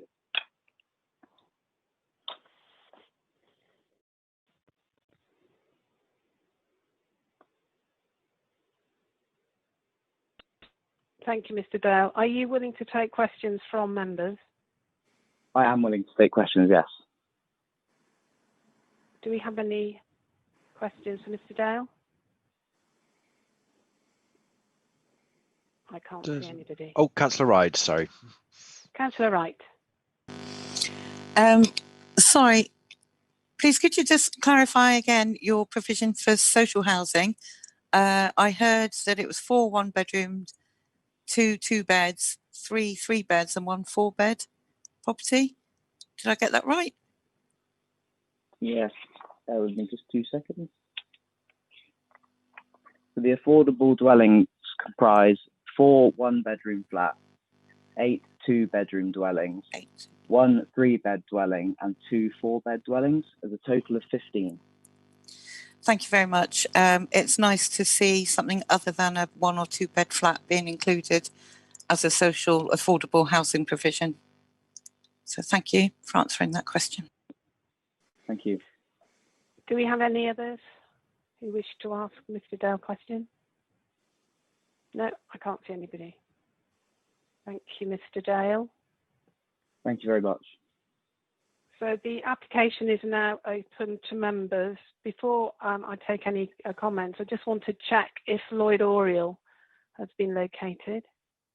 No, he's not come back to me, I'm afraid, Chair. Okay, if you could keep trying. Thank you, Mark. Councillor Harvey, you I think you indicated you wanted to kick the debate off. I do indeed. Thank you very much indeed. My first point is I very much welcome the Section 106 contributions, particularly the green contributions towards the Ridgeline Park. There are in fact 4 councillors present at this meeting who very recently have been planting trees in that very same Ridgeline Park. And it's very good to see that work is going forward to ensure that the quality of life for all residents in this area is being improved. I do have to say, though, that my fears and worries about the traffic, which I have in this area, which I have talked about on numerous occasions, are still outstanding. I really fail to see how we can have 44 new homes, which will produce, I suspect, children to go to the school, who will come out onto the road at Mayfield Gardens, which is the single access point to the school. I think it's, well, let's be gentle. I'm surprised that the Highway Authority don't think that there could possibly be an issue with that. So I think the traffic issues here are difficult. I think it was summed up. I know it's in the construction process, but I think it was summed up by the fact that there was a white van parked on the pavement during the construction process. It just demonstrates how thin the roads are, how difficult it is for vehicles to pass each other, and how complicated it's going to be to actually manage traffic there. I think even though it might be a small number from this site, an access point through this site for children walking, being supported by their parents from other developments in the area, from the other side of Cumberland Way, would be a beautiful step forward, making it easier for children and parents to access the site by foot and with cycles and in other ways. I find lots of good things about this application, but yet again, I think opportunities have been missed. Thank you. Thank you, Councillor Harvey. Do you have anybody else who wishes to comment on this application?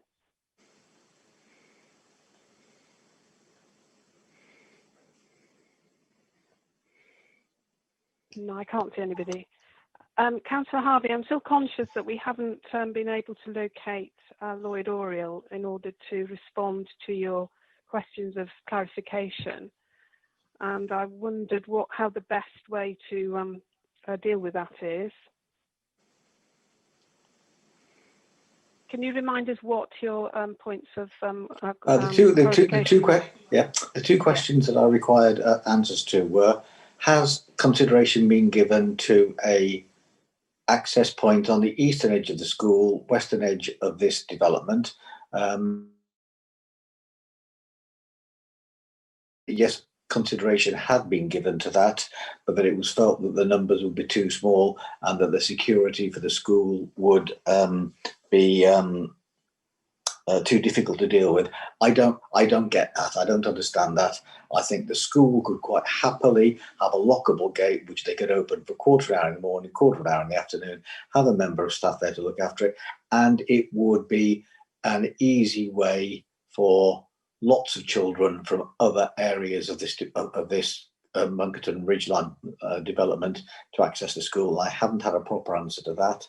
And the second question I haven't had a proper answer to is the lay-by, which I fully applaud, which has been designed to allow particularly cyclists and pedestrians a safe refuge, particularly during Ellen Tinkham School access times, because there are a considerable number of vehicles which access that school, particularly because, as Councillor Hussain has said, a number of children are in wheelchairs and have access and mobility problems. And I am concerned that people will park in that lay-by overnight from the southern edge of the site. If there isn't space on the site to park, they'll park in that lay-by, thereby making that particular advantage, nullifying that advantage. And I'd like to hear what Lloyd's view, or the Highway Authority's view, is on that, whether in fact it's too small to get a car in or a vehicle in. So maybe, my fears are groundless. But I do think that those two issues need to be resolved. Thank you, Councillor Harvey. I don't see why there isn't any reason why we can't pursue that with Lloyd's through Debbie. Debbie, can I bring you back in on that point? I know it's we're in debate now, and it's still part of the clarification. Yes, of course. Thank you. So do you have all the detail that you need on that one? Yes, I do. Thank you. So Councillor Harvey's comments with regard to the east-west connections through the site, they are, I have addressed that in my report. So on the reports packet is page 120. And so if I just read this paragraph out to you, the request from Exeter Cycling Campaign for east-west connections through the site were not considered necessary to make the development acceptable in planning terms. The school to the west has already been granted planning permission without any such connection to the east of their site. So if the school felt that the east-west connection was necessary, then that should have been part of their planning application, which has only recently gained planning approval. There is likely to be safeguarding issues around multiple points of access to the school site. So perhaps that's why the school site, when they gained planning permission, didn't put in an access path to the east of their site. The cost of providing such a link from the development would be disproportionate compared to the benefits, taking into account the demand for such an access generated from 44 dwellings. So what I would urge members to consider are all the benefits that this application has, and the fact that the applicant has been willing to provide a passing place on Hollow Lane to improve the situation, even though vehicular access is provided from the north. So I would see that as a significant benefit. So I think they've gone above and beyond what was actually required of them in that respect. And I think providing another access would go beyond what is necessary to make this development acceptable.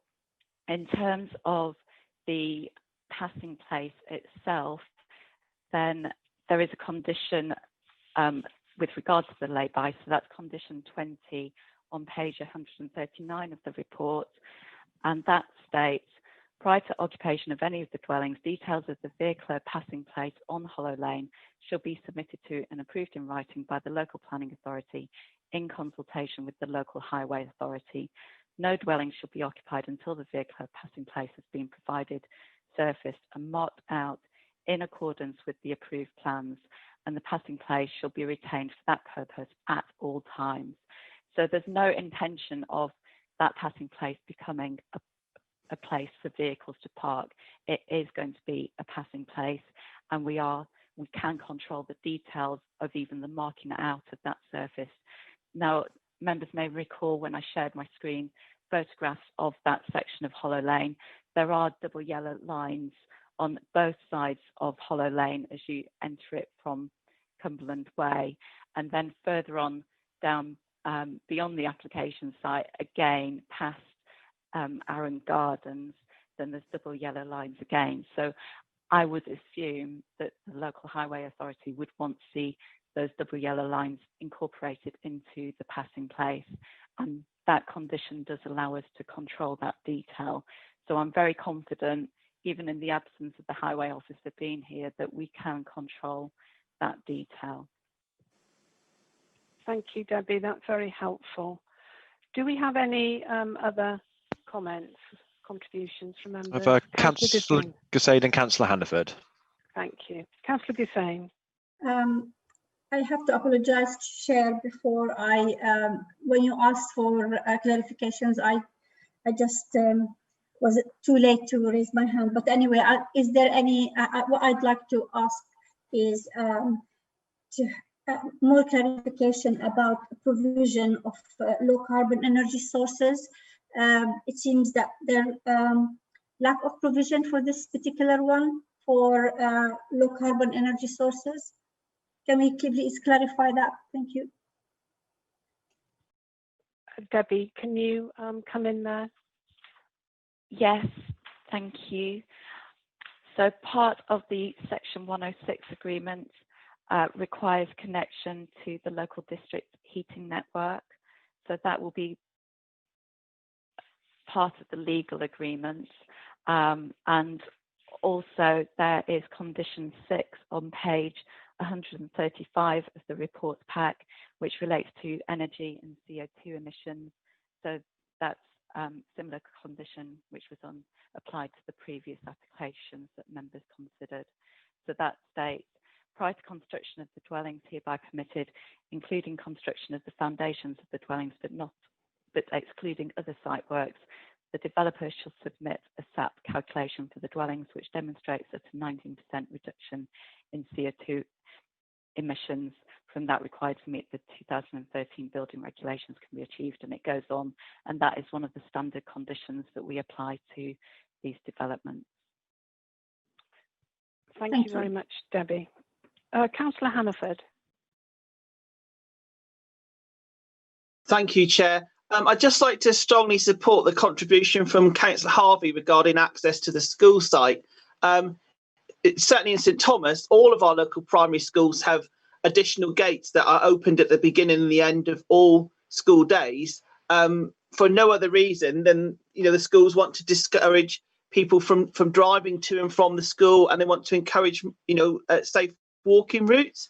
So just because an additional entrance wasn't in the original application doesn't really mean it shouldn't be there or shouldn't be considered. So I'm just concerned if we don't at least explore that option and potentially develop it, you're going to be building up other problems around the school. And it's certainly a model that works in St Thomas and has done for several generations. So I don't think that, with all due respect, there would be any sort of safeguarding issues provided it's policed properly. And I would support Councillor Harvey in what he said. Thank you. Thank you, Councillor Hannaford. I'm just wondering, I think perhaps, Debbie, you could clarify the situation. Are we saying that there is the road access, the lane access to the school? It's just that there isn't a gate to get into the school, or that there is no lane access? I'm not quite clear what the issue is here, because I can understand if it's a gate and the school chooses not to have an access point, a second access point, then that is their decision.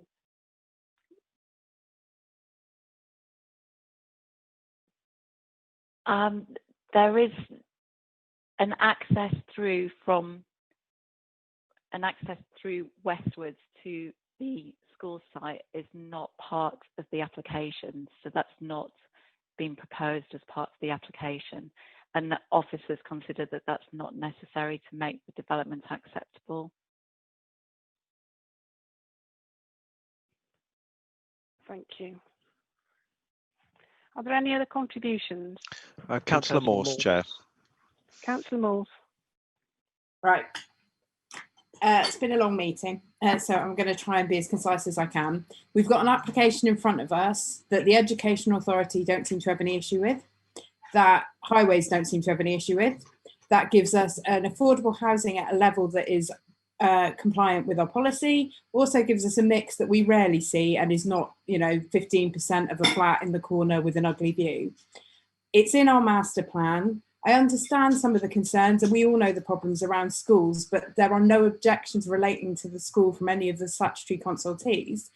And we all looked at that application before. We looked at it twice. We didn't discuss the access from that direction. We discussed a lot of different accesses at the time, and we approved that application. So I appreciate the frustrations, but I do not think on balance that is a reason to refuse this application, and therefore I'll be voting for it. Thank you, Councillor Morse. Very succinctly said. Are there any other contributions? I can't see any. Mark, can you double check? I'll double check. No. Oh, Councillor Henson, is that your hand up? Sorry. Oh no. Sorry. No. Sorry. Okay. So, if there are no further points, I'd like to ask a member to move the recommendation and for a seconder. So, Councillor Morse. So Councillor Morse moving. We have a seconder. Was that Councillor Sparks? Yes. So, Mark, can you do the vote, please? And members, if you could say for, against, or abstaining. Thank you, Chair. To start, Councillor Bialik, please. For. Thank you. Councillor Branston.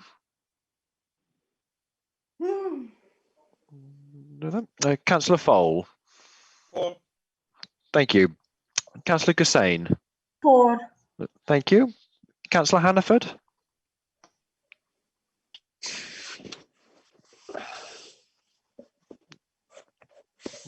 Councillor Hannaford. I'll come back. Councillor Harvey, please. Against. Against. Thank you. Councillor Henson. For. Thank you. Councillor Mitchell. For. Thank you. Councillor Morse. For. Thank you. Councillor Sparks. For. Thank you. And Councillor Sutton. For. Thank you. Councillor Wright. For. Thank you. And Councillor Williams. For. Thank you. Councillor Branston, are you there? I'll mark that as abstention. And Councillor Hannaford.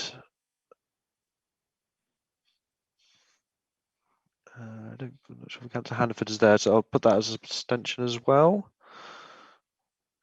So that's 1, 2, 3, 4, 5, 6, 7, 8, 9, 10, 1, 2. So I can confirm, Chair, that is 10 votes in favour, 1 vote against, and 2 abstentions, and the recommendations have been carried. Thank you, Mark. We now go on to item 8, which is a list of delegated decisions. Can I ask Bindu Arjun to present this item, please? Thank you, Chair. The report before members lists the planning applications that have been determined and the ones that have been withdrawn between the date that we finalised the agenda of the last planning committee and the date of finalising this one.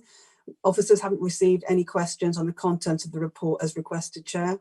But if members had any comments that they wanted to make or questions, if they were to let me have them, we can arrange for answers. Thank you. Thank you very much, Bindu. I would, Chairman, can I just ask a question? On page 158, I missed it, to be perfectly honest, but on page 8 under St. Lloyd's, it has Southwest Wingswall Avenue. On the 7th of the 11th, I thought I was there. Was this a late meeting, planning brought before us, or did I miss it, or was it brought in? Because I can't remember it brought before us. I can double check that for you. Yeah, I was just going to say, could we take that outside the meeting, yes. Councillor Henson, and then yes, clarify of that? course. I'm quite happy to do that. Thank you very much. That brings us to item 9, which is the last item of business. That's the appeals report, and can I ask Bindu to speak on that report? Thank you, Chair. So this report provides members with information on the latest decisions that we've received and new appeals that have been launched since the last report. The details are contained within the report. If members have any questions, again, we've not been notified of any, but if there are any questions, we're happy to take them, Chair. Thank you. Thank you very much. I think what we could do again is for members to contact Bindu if there are any questions on item 9. So thank you, members. That brings us to the end of this evening's proceedings, and I now formally close the meeting. Thank you very much. Thank you, Chair.